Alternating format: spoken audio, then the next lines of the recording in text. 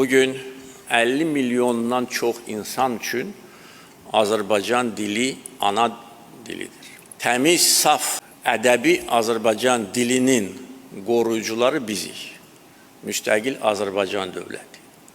Azərbaycanlıların yaşadıkları müxtəlif bölgələrdə vəziyyəti ilə mən müntəzəm olaraq tanış oluram, lazımi tədbirlər görürəm və görürəm ki, bəzi yerlərdə bizim ədəbi dilimiz digər ölkələrdə yaşayan Azərbaycanlılar arasında itirilir. Biz öz dilimizi qorumasaq, biz dilimizi təmiz, saf saxlamasaq, onda yavaş-yavaş dilimizi itirə bilərik.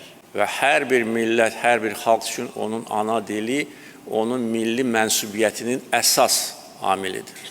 Bizim dilimiz qədimdir və xarici kəlmələrə ehtiyac da yoxdur.